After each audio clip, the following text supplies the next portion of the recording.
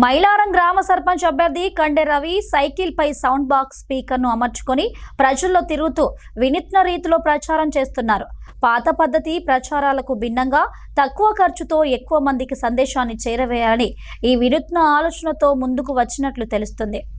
గ్రామంలోని ప్రతి వీధి ప్రతి ఇంటి వద్దకు సైకిల్ పై వెళ్లి తాను గెలిస్తే మైలారం గ్రామాన్ని ఏ విధంగా అభివృద్ధి చేస్తాడో ప్రజలకు వివరిస్తున్నారు. ప్రజల ఆశీర్వాదంతో గ్రామాభివృద్ధే తన లక్ష్యం అంటున్నారు కండె రవి. ఆర్భాటపు ప్రచారాల కంటే ప్రజల హృదయాలను గెలుచుకోవడమే ముఖ్యమనేలా తాను గెలిస్తే గ్రామానికి చేసే అభివృద్ధి గురించి కరపత్రాలను పంచుతూ వివరిస్తున్నారు.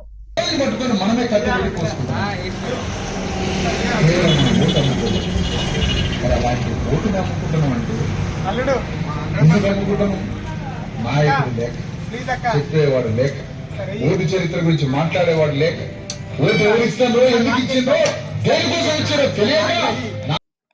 స్థానిక సంస్థల ఎన్నికల్లో మైలారంలో ఈరోజు జనరల్గా రిజర్వేషన్ రావడం జరిగింది. దానిలో నేను పోటీ చేయడం అనేది చాలా సంతోషకరమైన విషయం. ఇక్కడ మైలారం ప్రజలకు నేను ఒక విషయం చెప్పదలుస్తున్నా. గౌరవనీయులైన మైలారం గ్రామ ప్రజలు విద్యావంతులు, మేధావులు, ఉద్యోగస్తులు, రెక్కలే ఆస్తిగా నమ్ముకొని కూలినాళ్ళు కష్టం చేసేటువంటి, కూలి చేసుకొని బతికేటువంటి నా తల్లిదండ్రులు, భూమినే తన తల్లిగా భావించి తన హృదయాన్ని భూమిపైన పరిచి పంటలు పండించే రైతులకు అందరికీ నమస్కారం. జై భీమ్, జై భారత రాజ్యం. ఈ జరిగేటువంటి ఎలక్షన్లో మేము ఒక మోడల్ చూపించబోతా ఉన్నాం. రాష్ట్రంలో ఎన్నికలు జరుగుతూ ఉన్నాయి, కానీ ఇక్కడ బీసీ, ఎస్సీ, ఎస్టీ జాక్ బలపరిచినటువంటి అభ్యర్థిగా కండె రవి అనే నేను, నాకు బ్యాట్ గుర్తు రావడం జరిగింది. ఈరోజు మేము ఒక మోడల్ చూపించబోతా ఉన్నాం ఈ యుద్ధంతో. ఏంటంటే అన్ని రాజకీయ పార్టీలు ఇంతకుముందు ఏ విధంగానైతే అవి పుట్టి పెరిగినాయో అదే విధంగా ఈ రాజకీయ యుద్ధంలో పాల్గొంటా ఉన్నాయి.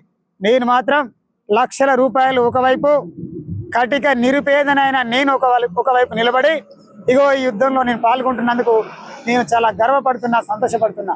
ఎందుకంటే ఎలక్షన్ రాగానే ఆ ఓటు విలువ తెలిసినటువంటి వాళ్ళు, రాజకీయ మర్మం తెలిసినటువంటి దుర్మార్గులు, ఆ పదవికాంక్ష ఉన్నటువంటి వాళ్ళు, దాంతో రాజకీయం చేసేటువంటి వ్యక్తులు ఎవరైతే ఉన్నారో ఎంత డబ్బైనా పెట్టి ఒక ఓటుకు 2000, 3000 ఇచ్చి మాయ మాటలు చెప్పి, బెదిరించి, కళ్ళబొల్లి మాటలు చెప్పి రకరకాల ప్రలోభాలకు వాళ్ళను గురి చేసి ఎలక్షన్లో పోటీ చేయబోతా ఉన్నారు, గెలవబోతా ఉన్నారు.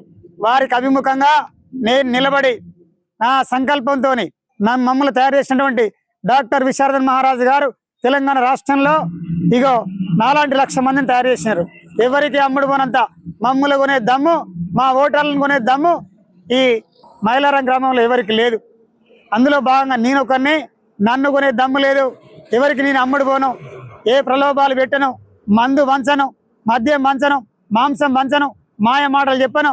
ఒకవేళ నేను కనుక పైసలు పంచితే నన్ను పాత చెప్పు, తోలు చెప్పాలని నానబెట్టి నన్ను కొట్టమని చెప్తామని ప్రజలందరికీ.